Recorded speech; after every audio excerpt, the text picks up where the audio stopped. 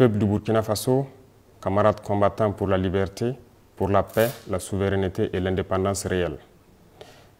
C'est un honneur et un plaisir pour moi de m'adresser à vous au seuil du nouvel an 2024 pour vous souhaiter aux Burkinabés de l'intérieur comme de l'extérieur, aux amis et aux partenaires du Burkina Faso, bonne et heureuse année 2024.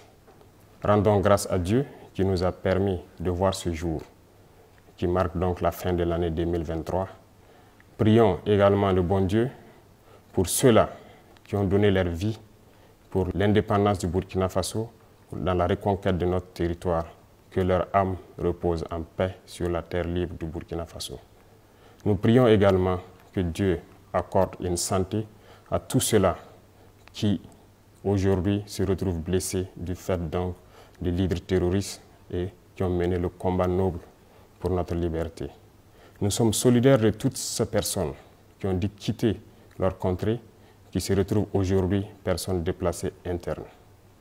Camarades, 2023 a été une année au cours de laquelle nous avons fait une analyse profonde de la situation du Burkina Faso.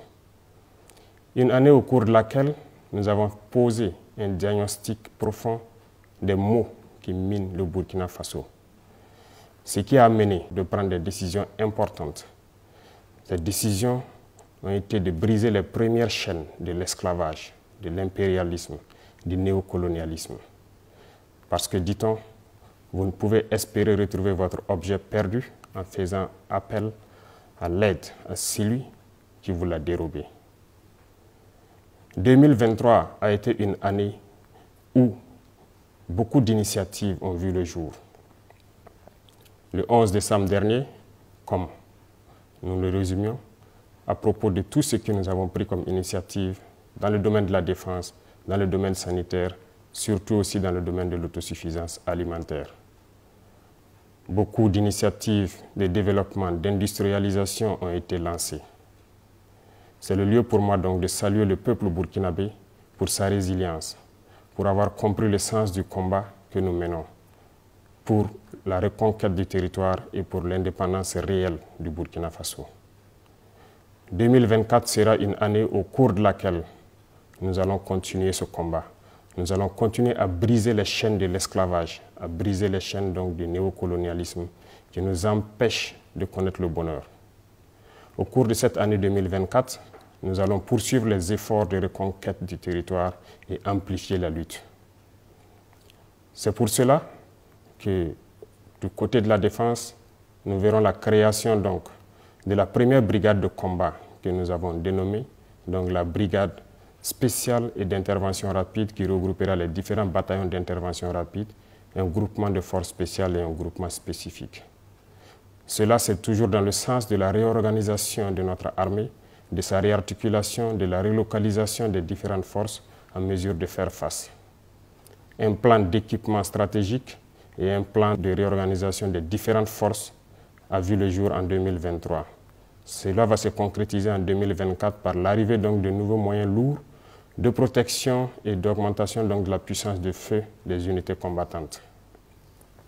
En plus donc de ce volet, il faut savoir que 2024 sera aussi une année de défis parce que nous nous sommes fixés des objectifs sur le domaine donc de la reconquête et aussi donc le retour des différents PDI dans leur localité et leur sécurisation. Au cours de l'année 2023, comme je vous le disais, beaucoup d'initiatives ont été entamées.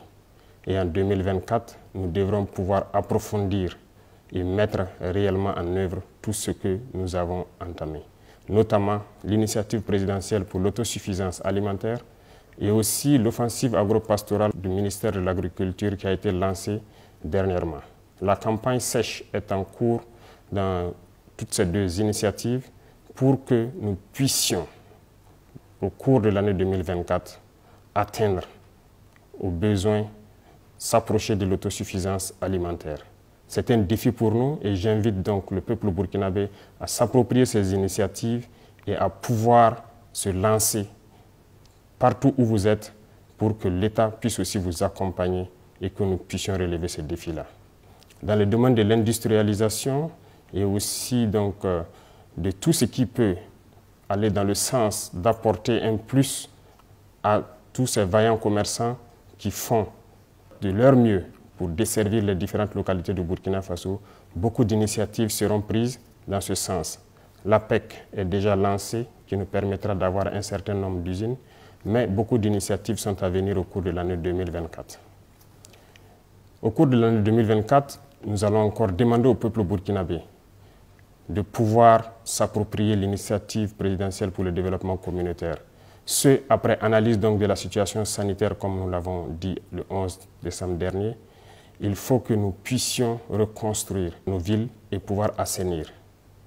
Il s'agira donc pour les populations de s'approprier cette initiative et de pouvoir se lancer dans l'assainissement, l'urbanisation et faire en sorte que nos cadres de vie soient encore plus agréables pour que certaines épidémies que nous avons connues ne puissent pas ressurgir au cours de cette année-là. Le combat que nous menons aujourd'hui est également un combat de la culture.